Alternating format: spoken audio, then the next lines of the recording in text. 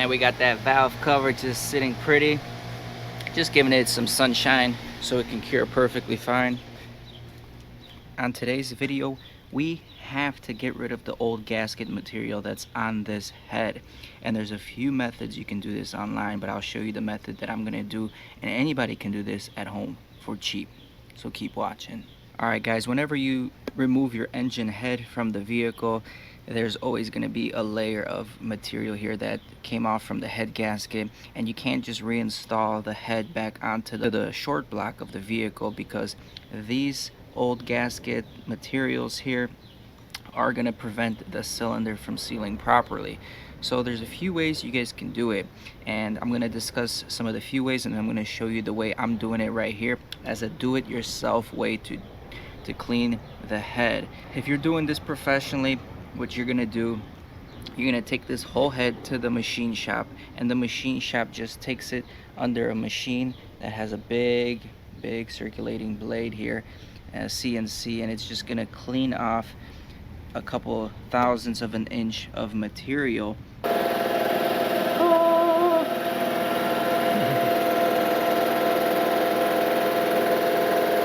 From the head. That way it's going to make sure this whole head is level, there's no variations of height, so that will ensure the cylinder is going to seal properly. It's just the best option as far as a proper rebuild is concerned. However, it's going to cost you the most amount of money, and if your cylinder head for the most part is straight, and we'll go ahead and we'll talk about how you can measure the clearances of the head to make sure it's true and straight in an upcoming video.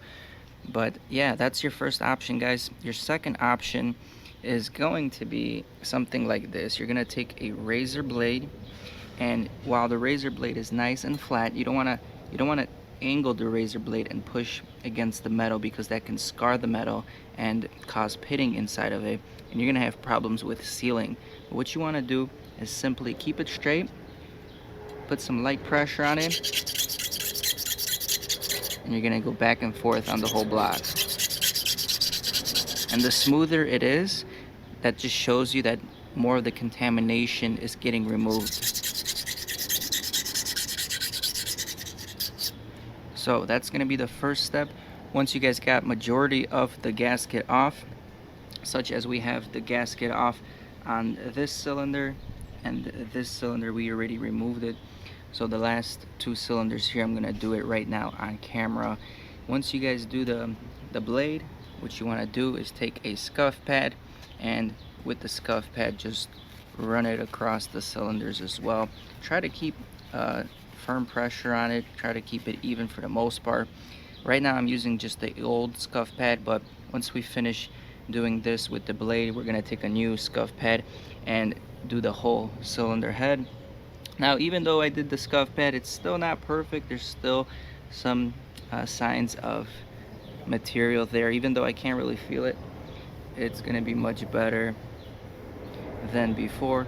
And then the last thing you guys can do is take like a 2000 grit sandpaper on a nice flat block and try to block this whole area here.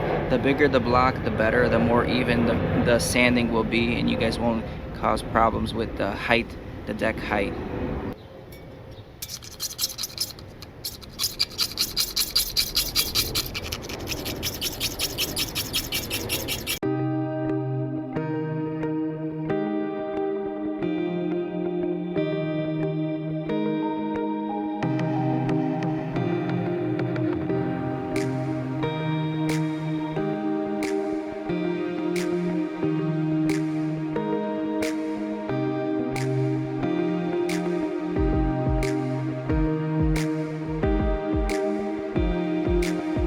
Alright guys, one thing I did notice, there's some discoloration right here on cylinder 2 and 3. And you know, when we did our compression test on this motor, it seemed like this was 70, this was like 30, this was 50, and this was like 30 again. So it seems like these three cylinders had lower compression.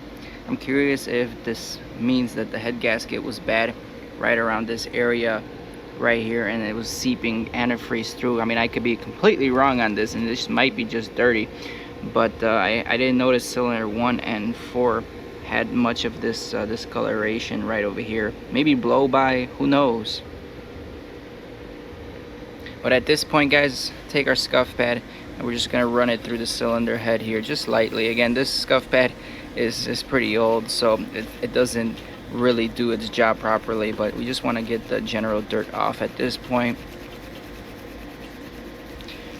There is also a tool online that's very controversial. It's these little things you put on your drill, and they're not metal, but they come with a custom material, and a lot of people use it to clean off the surface area. Always wear your safety glasses. Safety first.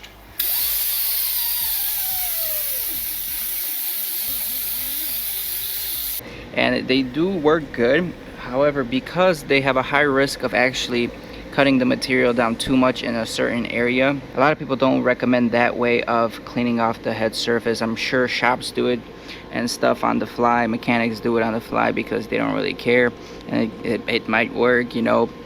And I'll show you guys a clip of what I'm talking about somewhere in this video as well. So I'm just gonna continue cleaning this until I'm happy with it. I'm gonna try to get some of the varnishing off right here, and then, you know, we'll stop it at this point. All right, guys, well, that's all I got for you.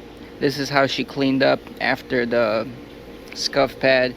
You know, we don't want to go too aggressive. We're definitely not going to use the 2000 grit sandpaper right now.